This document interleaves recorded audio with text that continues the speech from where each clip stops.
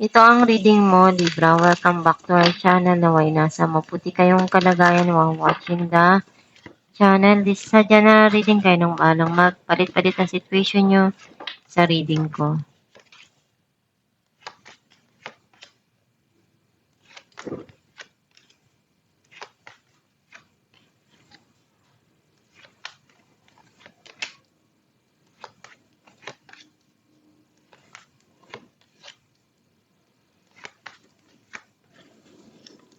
The bottom of the deck, the Tower.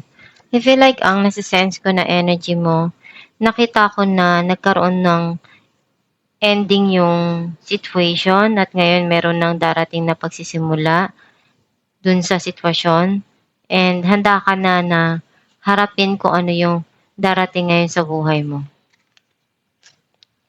Ang mensahe ng card mo, back of your mind, may mga desisyon kang kailangan na pag-isipan ng mabuti. And kung hindi ka pa handa, pwede mo naman yung isang tabi at balikan kung kailan ka ready na mag-decide. You want to move on. Kalimutan na yung mga nangyari at harapin kung ano yung kailangan pa na maiaayos mo at mas mabibigyan mo ng attention.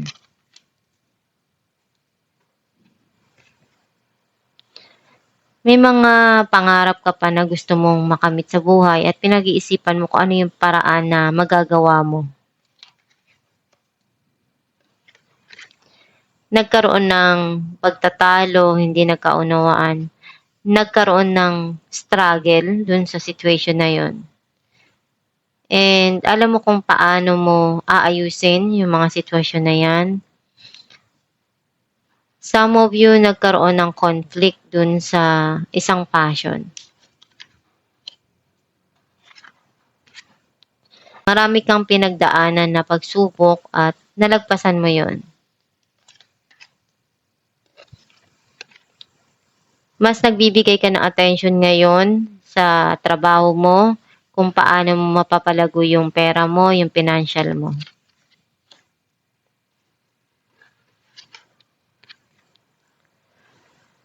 Nagiging masaya ka do sa mga achievement mo, sa goal na naaabot mo, and nagko-grow din yung financial mo, nakakaipon ka, and also nagiging kontento ka sa kung ano yung meron ka ngayon.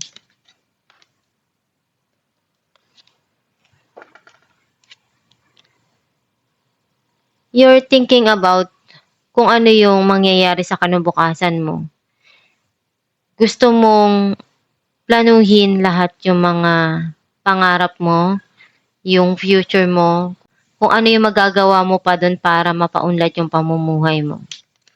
Some of you, iniisip mong mag-travel. Clarify natin the Moon. Ace of Wands and the Lovers. Meron ditong pagsisimula sa relasyon, nagkakaroon ng magandang connection. Some of you gusto mong simulan na pwedeng makakatulong para sa'yo na maibigay at malaman mo kung ano yung talagang passion mo sa isang bagay or gusto mong bigyan ng pansin. Clarify natin ang Page of Cups. Two of Swords and Three of Swords. Yung mga pangarap mo, gusto mong maabot. Pero ang daming dumarating na pagsubok sa buhay mo. And nalulungkot ka. Nagbibigay yun sa'yo ng sadness. Kasi sobrang dami mo nang ginawa, naranasan. Pero parang ang hirap-hirap abutin ng mga pangarap mo. Clarify natin ang Two of Swords. Nine of Swords and Page of Cups. Merong pagsubok na dumating sa buhay mo na nagbigay sa'yo ng stress, ng kalungkutan. And may tao naman na nakakabata na pinaparamdam niya kung gaano ka kahalaga sa buhay niya or pagmamahal sa'yo. Maaring kapatid mo or anak, someone na younger sa'yo. Some of you, andun yung nare-realize mo na kailangan din bigyan ng pagmamahal yung sarili mo.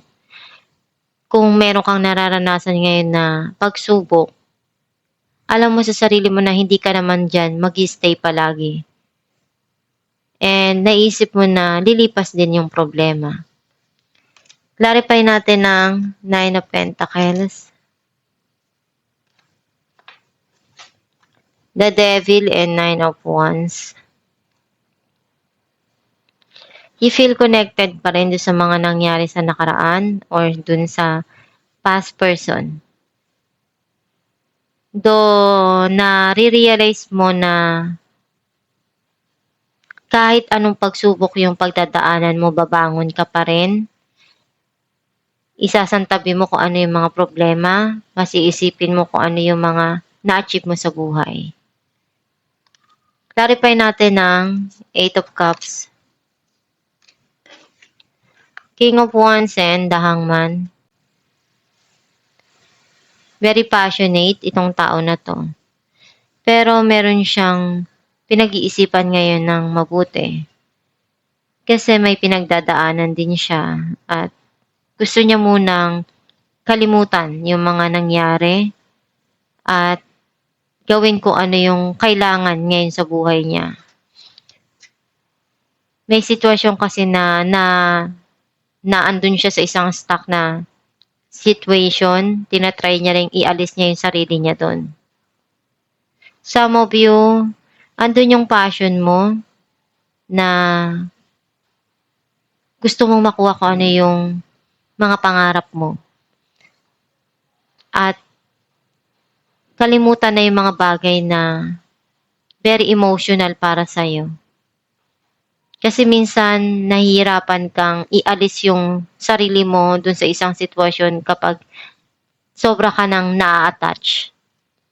Clarify natin na ang Five of Wands, Queen of Pentacles, and Five of Cups.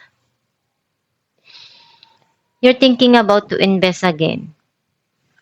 Even though alam mong there is something na nag-struggle ka at naalala mo pa rin yung mga nangyari sa nakaraan na ginawa mo na effort pero walang bumalik. Pero inisip mo, ganun talaga ang buhay eh. Hindi naman palaging magiging okay. Clarify natin ng Eight of Pentacles, Four of Swords, and Justice. Gusto mong bigyan ng time yung sarili mo to think and relax. And balansehin yung mga nangyayari at dumarating. Kasi may hinahanap ka ditong justice. And some of you, makukuha nyo yung justice na matagal mo nang gustong makuha.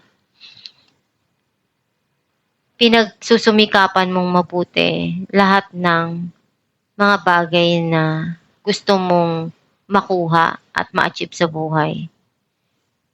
And kapag nagtrabaho ka, lahat ibinibigay mo.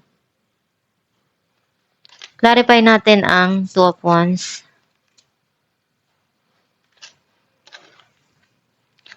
the Hierophant, and Ace of Cups.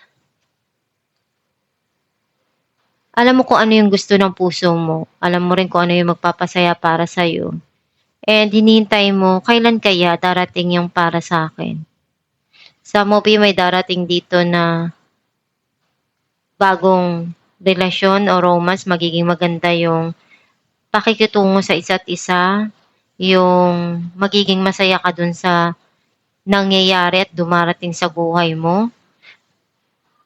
And andun yung pinupunuan mo palagi kung ano yung pagkukulang para sa sarili mo at para sa taong mahal mo or sa pamilya mo.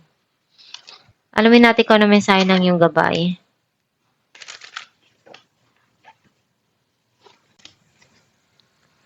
Creative project. Your soul longs to express itself in creative ways.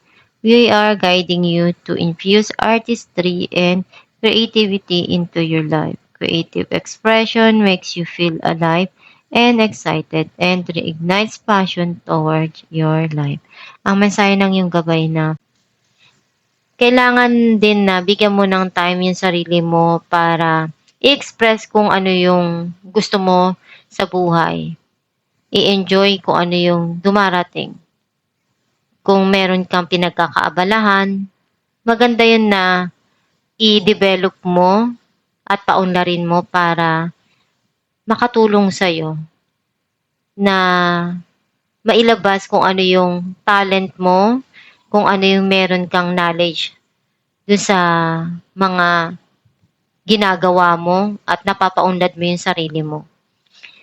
Basta isipin mo lang palagi na lahat ng tao may kanya-kanya yang nakalaan at kailangan mo lang talaga i-develop at tulungan yung sarili mo kung paano mo mapapaunlad at makukuha kung ano yung gusto mo sa buhay.